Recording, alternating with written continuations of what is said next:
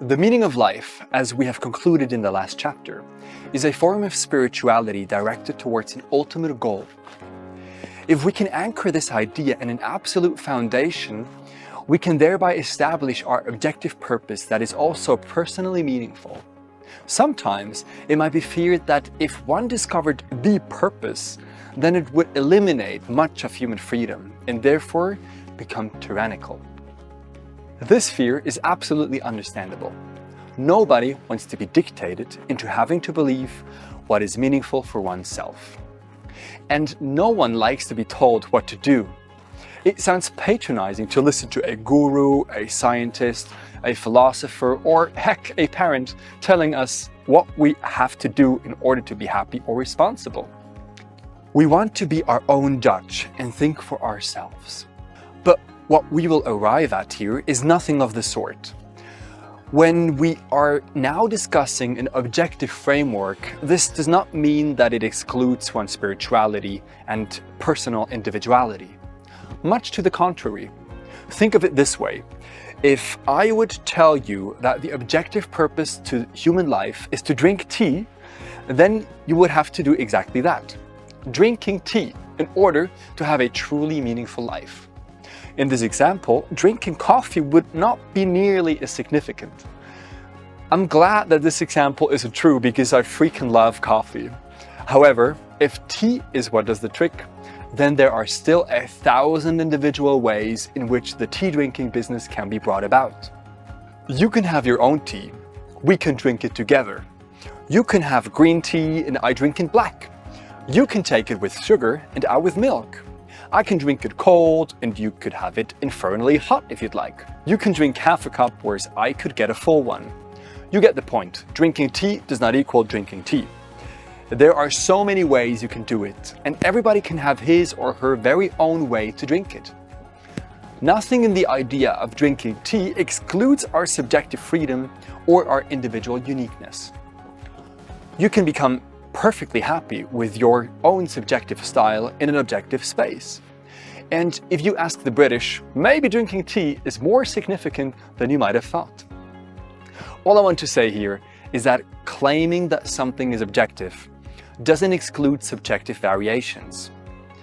You can have your cake and eat it too. You just need to get the right one. Now, if you want to make logical arguments, you need to give good reasons for them. And these reasons have to have reasons themselves, and so forth. In philosophy, anchoring our propositions in an adequate reality is called the metaphysical grounding problem. It could be summarized as claims about what grounds what.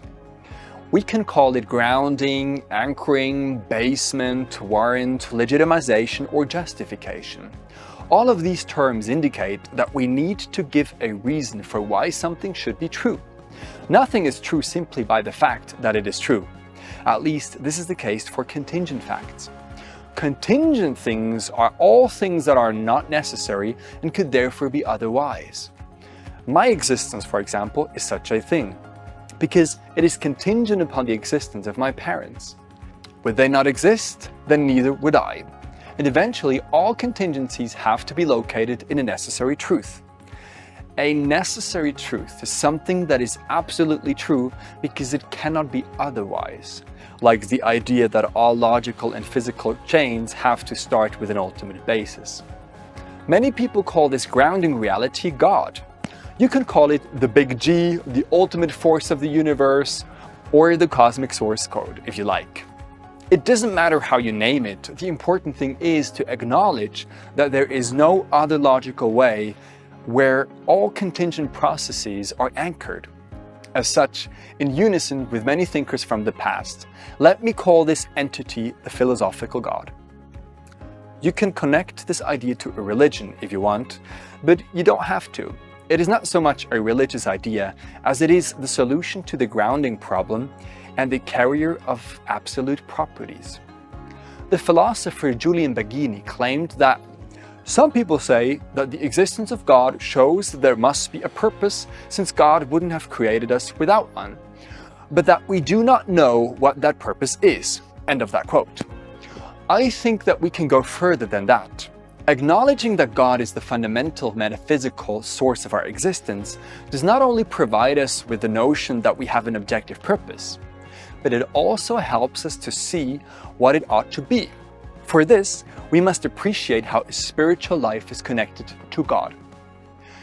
We have previously seen that the longing for a spiritual life means that we are searching for a subjectively relevant life that is geared towards an objectively meaningful reality. In a sense, we now have to analyze how this idea of spirituality is connected to our notions of God.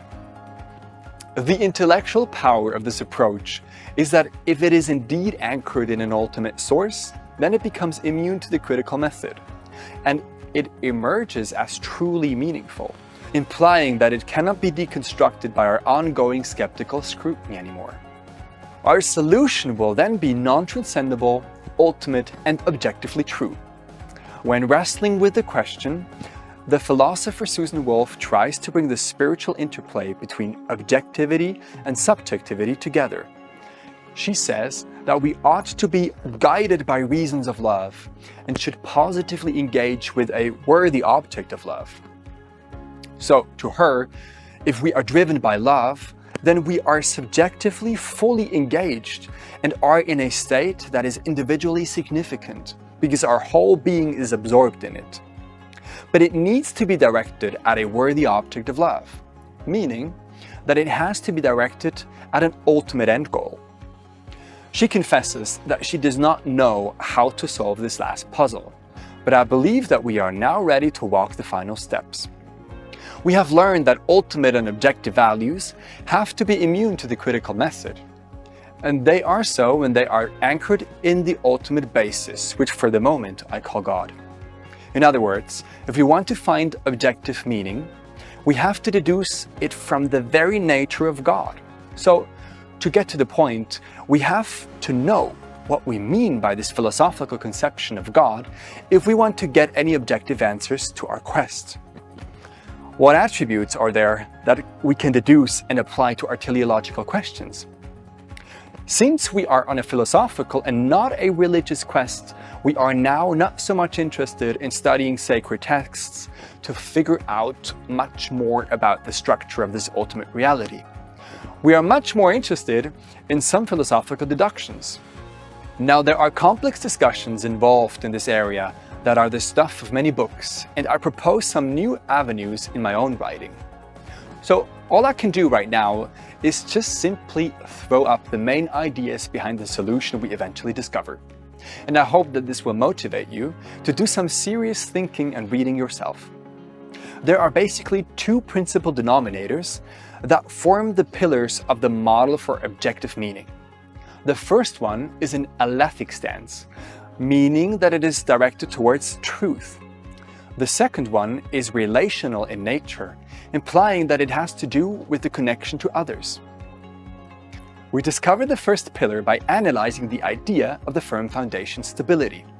We have previously seen that all contingencies, that is, all of the universe and everything in it, must be located in a firm foundation. This is because an infinite regress and any circular reasoning doesn't work. So we are left with this firm foundation, which is the base reality of all things. You can use Aristotelian language and call it the unmoved mover or the uncaused cause. Or, as many do, you can also refer to him as God, if you want. What is peculiar about the notion that all things originate from this place is that if there is anything at all, it is God.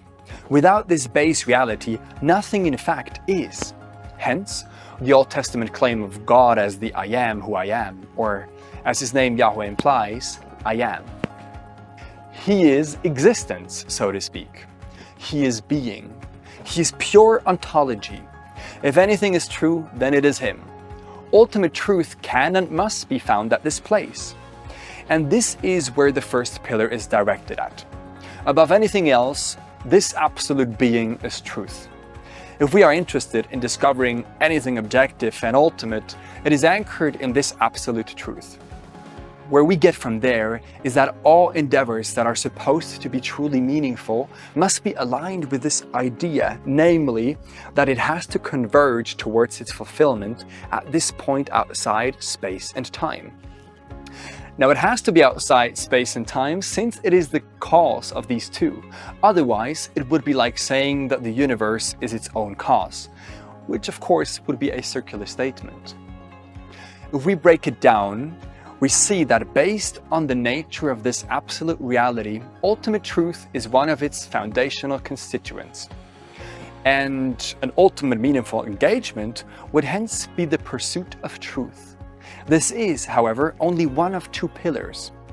The second one digs a little deeper into asking how we can make sense of the philosophical conception of God. Many readers and viewers will perhaps have the intuitive assumption that this foundation of all things must be something like a logical principle or a metaphysical force, which in any case is impersonal, mechanistic, and impartial. It makes sense to assume such a thing because it defines the basis of all physical and rational regularities. However, there are serious problems that spring up if God is the origin of all things possible and actual, is thought of as an impersonal force.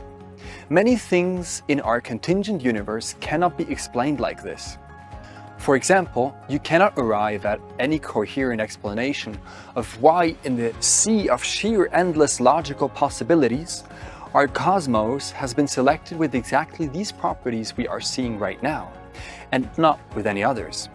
I mean, they could in principle look differently since they are not necessary facts. Atoms could look different. Electrons could have a different charge. Stars could be made from completely other elements, and our elements could also have turned out to be vastly different from how they appear to us now. In other words, our universe could be another universe. And there needs to be an explanation for why we have this one and not another one. And purely shifting the problem from a universe to a multiverse does not save us the difficulty to find an answer to the very same question. A mere impersonal cosmic force does not have the explanatory power to almost arbitrarily select one universe from all possible universes that could have plausibly existed. Only a personified entity can do the trick. The same is true for another problem, namely the conceptual time and logical order problem. This one deals with the fact that with an impersonal force, we have no good reason to explain why the universe was created some 14 billion years ago and not at any other time. You can defer the problem and claim that the Big Bang was created by a contingent reality that came before the Bang. But when you go all the way back, why did it happen then? Why like this? If there was the possibility for such a cosmogony all along, then we have no good explanation for all these things, unless we grant that there is a personal agency to God, or to the basis of our reality. Now, as soon as we understand this kind of agency that is necessarily attributed to God, our next pillar for objective purpose awaits us right around the corner. It comes by asking what it means to be a personal agent. To make a long story short, in the book we discuss at length that relationality is a key factor governing the idea of personhood. So, if God is a personal agent, he is also relational. And there are two interesting empirical observations that accompany this notion. First, we are conscious beings that as such are also relational beings. Like God, who in this rhetoric is a prime agent, we also have the capacity to form relational bonds with others. That's what it means to be a relational and personal being. The second observation is that we are deeply social and relational beings, and we do not merely have the capacity to form bonds with one another, we are almost desperate for them. We need them to have friends and family, to be in connection with one another, and to be able to give and receive love lies at the heart of our relational nature. It seems peculiar, but we get two findings that appear to be deeply correlated with each other. On the one hand, we have the ultimate cause of personhood, who itself must be bestowed with agency. And on the other, We have literally billions of agents who also have the capacity for relational bonds and are strongly receptive for them. These parallels can hardly be ignored, which indicate that this prime being too seems to be interested in relational intersections.